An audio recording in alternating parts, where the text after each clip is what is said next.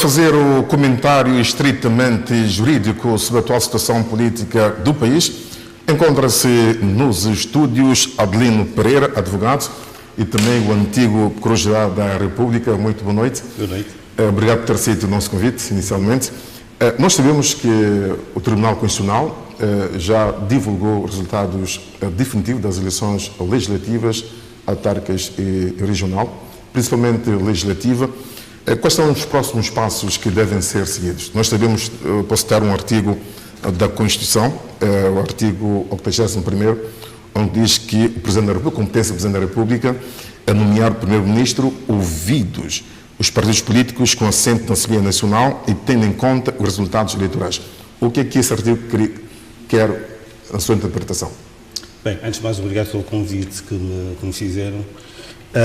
Aquilo que se passa, após a publicação dos resultados pelo Tribunal Constitucional, os resultados definitivos, aquilo que acontece, cito-me o artigo 81, teremos também que ver o artigo 110 da Constituição, caberá ao Presidente da República chamar os partidos com representação parlamentar, ouvi-los e depois, tendo em conta os resultados eleitorais, convidar o partido que obteve o maior número de deputados, não o partido mais votado, a formar governo. Aquilo que acontecerá é que o partido mais votado será convidado pelo Presidente da República a formar governo e ele depois fará uma análise se tem ou não condições de formar governo. Uma opção. Caso o líder do partido mais votado entenda que quer e deve formar governo, deverá formar este governo e, posteriormente, teremos que ir recorrer à Constituição, porque as soluções são todas da Constituição. Somos um Estado de Direito e, necessariamente, temos uma Constituição que é a lei-mãe que rege todas as regras em relação ao relacionamento entre os órgãos de soberania e não só. E depois, aquilo que acontecerá, partindo do pressuposto que o líder do partido mais votado que resolve formar o governo, formará o seu governo e ele depois terá um prazo de 30 dias, nos termos do artigo 116 da Constituição, para apresentar o seu programa de governo na Assembleia Nacional. Agora, o que é que aconteceu? O que é que eventualmente poderá acontecer? Ao fazer a apresentação, neste prazo que digo, de um prazo máximo de 30 dias, nos termos do artigo 116 da Constituição, poderão acontecer duas coisas. Este programa de governo poderá ser aprovado ou poderá ser rejeitado. A rejeição implicará necessariamente a demissão do governo, tal e qual como vem previsto no artigo 117 da Constituição, até se me permitir poder ler. Artigo 117 da Constituição. A demissão do governo.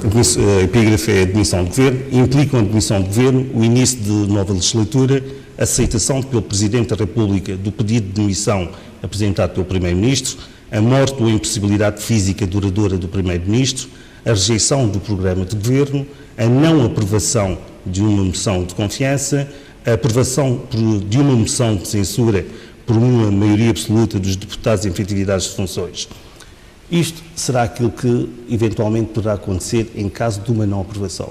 Mas suponhamos que o programa é aprovado. O governo continuará, não é? E caso o programa não for aprovado, isto é que está também em questão. Necessariamente, se o programa não for aprovado, haverá necessariamente uma demissão de governo, não é? Passando aí a haver depois um governo de gestão, não é? Tal e qual como vem previsto no artigo 118 da Constituição e que diz, no caso de demissão de governo, este continua em exercício até a nomeação e posse do Primeiro-Ministro do novo Governo Constitucional. Em termos constitucional, neste momento temos um governo de gestão em São Tomé e Príncipe? Não temos atualmente um governo de gestão em São Tomé e Príncipe, não é? A legislatura tem a duração de 4 anos, não é? Presumo que no dia 22 os novos deputados tomarão posse, pelo que o governo de gestão será nos casos em que estão aqui previstos no artigo 117, a conjugação do artigo 117 e 118. O governo está em funções, não é um governo de gestão. O governo de gestão só ocorre na situação de demissão do governo, tal e qual, e as condições para que haja uma demissão do governo estão previstas no artigo 117. Não é? Exato. Como fizemos referência, não vamos entrar em questões políticas, mas uma questão também jurídica. Nós sabemos que a oposição apresentou ao Presidente da República alguns dossiês onde afirmam ter a maioria parlamentar de forma para acelerar o processo. Isto é queima de etapas. Bem, eu vou dizer, em democracia não existe o queimar de etapas. Os procedimentos constitucionais devem ser respeitados. O queimar de etapas é perigoso, porque nós não sabemos, é o estilo de uma caixa de Pandora. vamos queimar etapas. Não, a democracia tem regras, o Estado de Direito tem regras e temos que cumprir essas regras.